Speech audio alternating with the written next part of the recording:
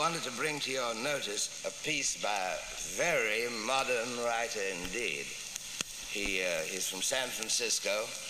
He's of the so-called beat generation. In fact, I have heard him called a beatnik, but I think that's unjust. His name is Jack Kerouac. This is from a book of Jack Kerouac's which is called The Dharma Bums. Apparently, Jack Kerouac, or rather the character in his book, had been around the bars and burlesque shows in San Francisco too much. He had a stomach full of that, so he went high, high up in the Cascade Mountains to a cabin there to get together with himself. And in the last days of his stay there, he had what amounts to a religious experience. And this is the account of it. Morning, the definite feeling of autumn coming. I'd chop wood with my hat on and would feel lazy and wonderful indoors, fogged in by icy clouds. In front of the stove, I read my Western magazines. Night made hot cocoa and sang by the wood fire. Dark, wild nights with hint of bears. Down in my garbage pit, old soured, solidified cans of evaporated milk, bitten into and torn apart by mightily behemoth paws. And finally the snow came. It came surling my way, sending radiant white heralds through which I saw the angel of light peep and the wind rose. Suddenly a green and rose rainbow shafted right down into Starvation Ridge, not 300 yards away from my door, like a bolt, like a pillar.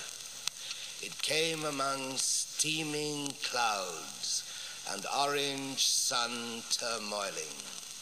The lake was milk white a mile below. It was just too crazy.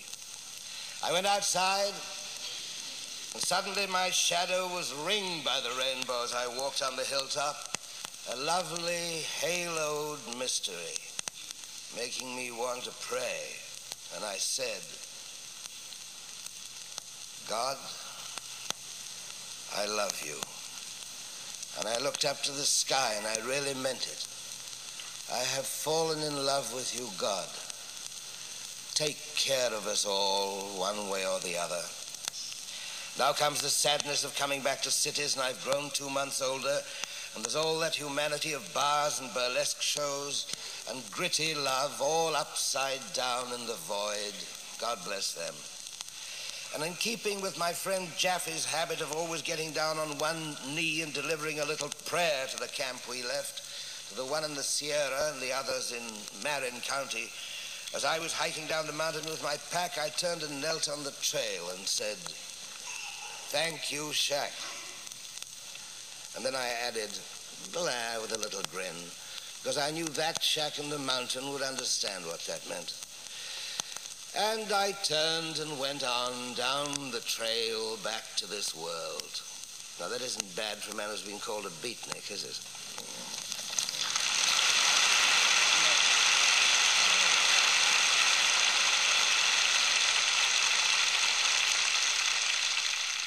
You know, quite a lot of this jazzy modern art has got something religious about it. Oh, I know a man who's supposed to be the most important living sculptor. His name is Henry Moore. And Henry Moore once said to me about the painting of a very modern French abstract painter who is called Soulages. That's S-O-U-L-A-G-E-S.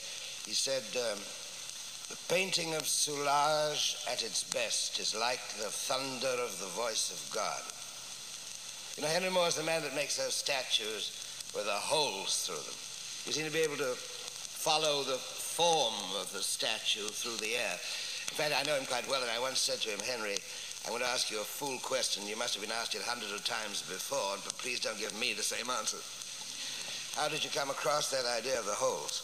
And he said, I was cutting so deep into the heart of a stone that I discovered the sky on the other side.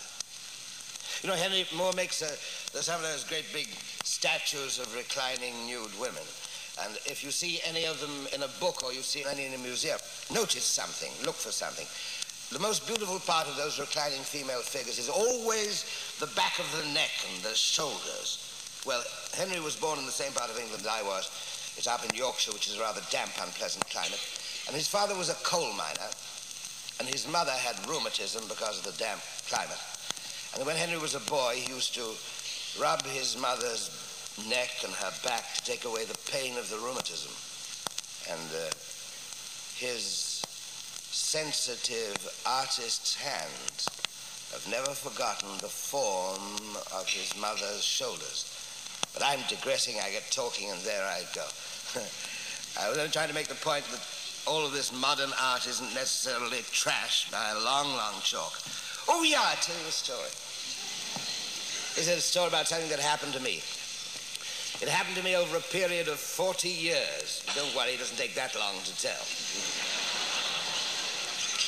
It's a story about ancient and modern art, and it's a true story. When I was 19 years old, I was on my first holiday in Europe, and I was on my way to Switzerland, and I took a day's side trip to Chartres in France, which is about 50 miles outside Paris, because I'd been told that the Cathedral of Chartres was the most beautiful cathedral in the world. And it was a very bright, sunny day, and when you went into the cathedral, it was like going into a gulf of blackness.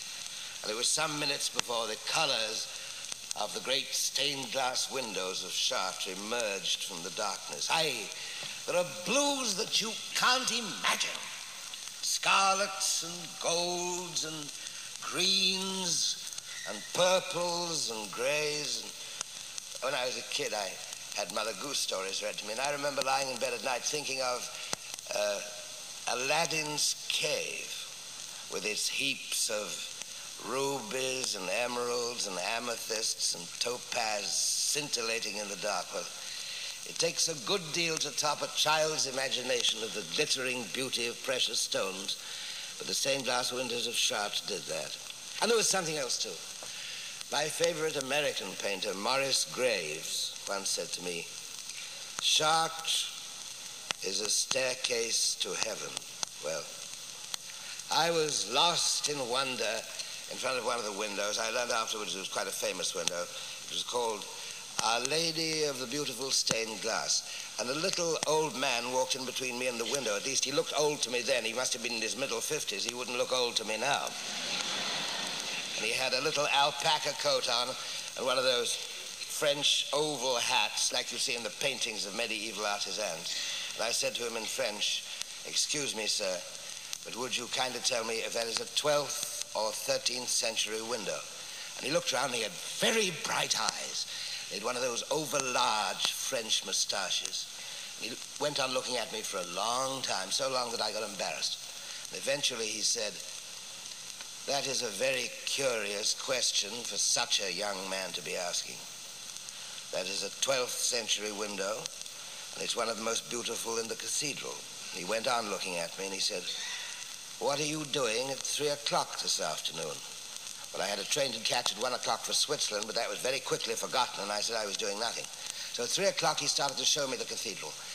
Oh, he didn't only show me about the periods of art in the cathedral, but he taught me about the structure of medieval society. You know, in those great stained glass windows there, way back in the 12th century, many of them were contributed by the trade unions of the day, by the vintners, the furriers, the stonemasons, and so on, because there are little plaques of their trade in the windows. And then he'd take me to stand at certain places where you get special compositions of the stone pillars and perspective of the stained glass windows, and then he'd say, "Come back and see this in the light at 5 o'clock.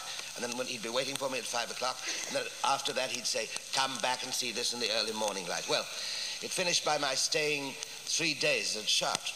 And I went on my holiday to Switzerland, and I learned afterwards that I'd been taught by a very famous man. His name was Etienne Houvet. He was the head guardian of the cathedral, and he'd written all the important books about it. Well, 25 years later, I was making a movie in Paris, and I went down to Chartres again.